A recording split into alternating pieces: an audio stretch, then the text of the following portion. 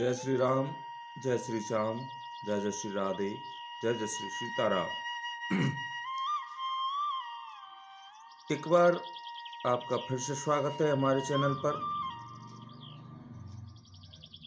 आपको मैं फिर से कहना चाहूँगा कि जो भी हमारे चैनल से जुड़े हुए हैं, जितने भी मित्रगण, भक्तजन एवं समस्त मित्र जो हमारे चैनल को पसंद कर रहे हैं, उसे सब्सक्राइब करें, लाइक करें, शेयर करें।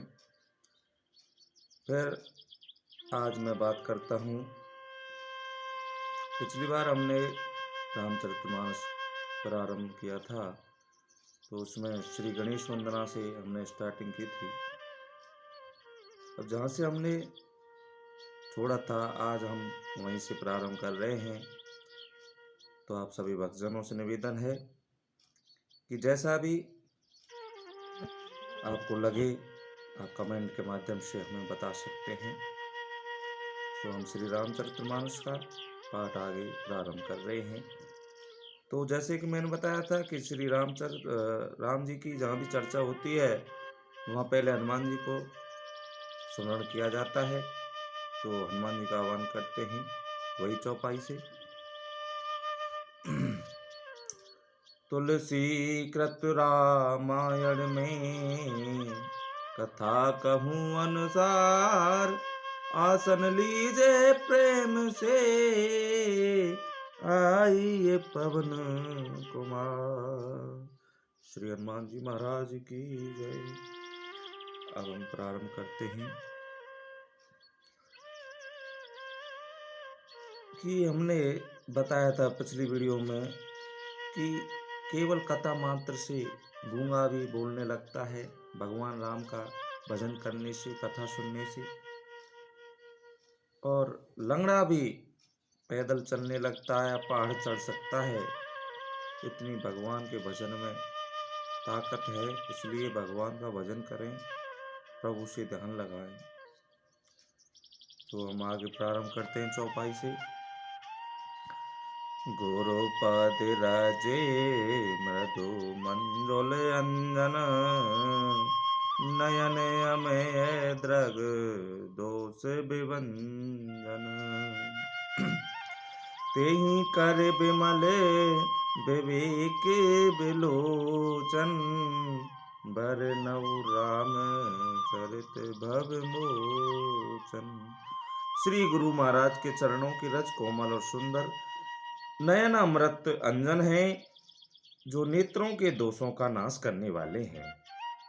उस अंजन से विवेक रूपी नेत्रों को निर्मल करके मैं संसार रूपी बंधन से छुड़ाने वाले श्री रामचरित्र का वर्णन करता हूँ। बंदौ प्रथम महीसुर चरना, मोहे जनिते संशय सब हरना।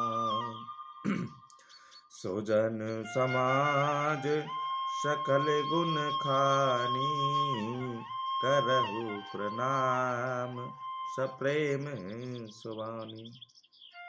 पहले पृथ्वी के देवता ब्राह्मणों के चरणों की वंदना करता हूँ, जो अज्ञान से उत्पन्न सब संदेह को हरने वाले हैं। फिर सब गणों की कान संत समाज को प्रेम सहित सुंदर वाणी से प्रणाम करता हूँ। तुलसीदास जी ने यहाँ ब्राह्मणों और संतों को प्रणाम किया है। ब्राह्मणों का भी दर्जा भगवान के समान बताया है, इसलिए तुलसीदास जी ने कथा प्रारंभ करने से पहले ब्राह्मणों और संतों की वंदना की है। साधु चरिते शुभ चरिते कपासु, निरस विसदे गुण में फल जासु। जो सही दुख पर छिद्र दुरावा, बंधन ये जेहि जग जस पावा। संतों का चरित्र कपास के चरित्र के समान शुभ है, जिसका फल नीरस विशद और गुणमय होता है। कपास की डोरी नीरस होती है, संत चरित्र में भी विषय शक्ति नहीं है, इससे वह भी नीरस है। कपास उज्जवल होता है। संत का हृदय भी अज्ञान और पाप रूपी अंधकार से रहित होता है, इसलिए वह विशद है। और कपास में गुड़ यानी तंतु होते हैं। इसी प्रकार संत का चरित्र भी सद्गुणों का भंडार होता है, इसलिए वह गुणमय है। संत के चरित्र का वर्णन किया है यहाँ तुलसीदास जी ने।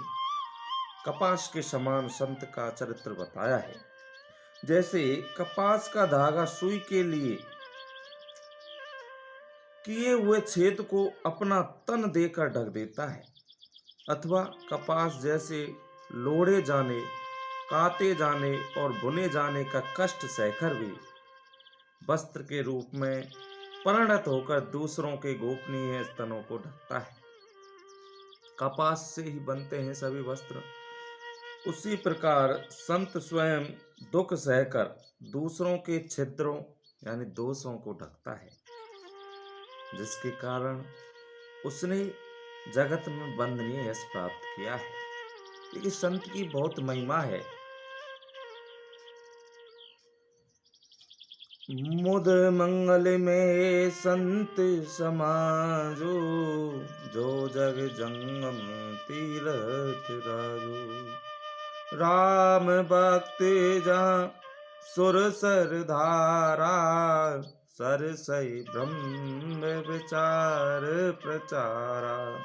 संतों का समाज आनंद और कल्याण में है और जगत में चलता फिरता तीर्थराज प्रयाग है, जहाँ संत समाज रूपी प्रयागराज में राम भक्ति रूपी गंगा जी की धारा है और ब्रह्म विचार का प्रचार सरस्वती जी हैं।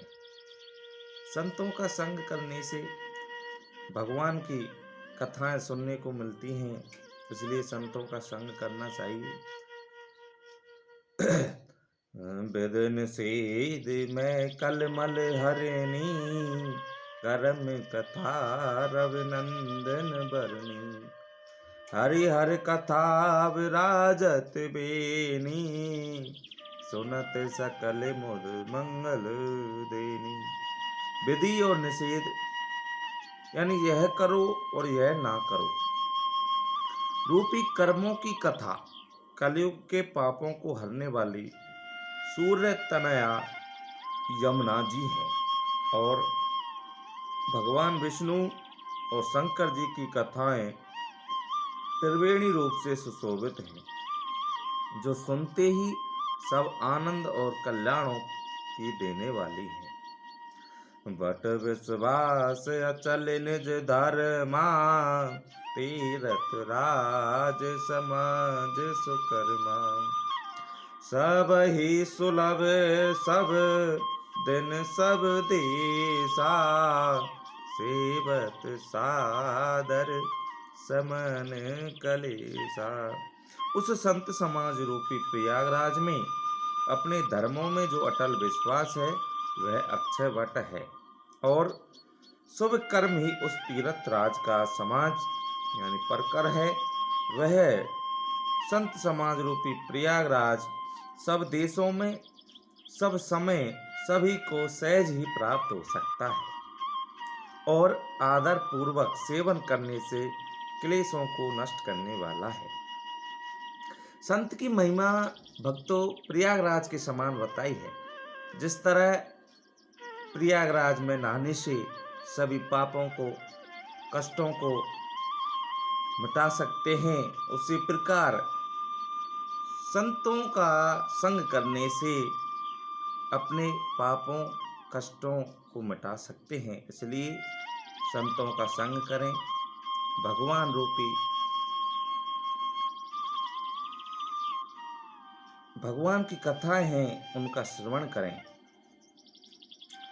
अकत अलौकिक तीरथ रावो, देश दे फले प्रगट प्रभाव।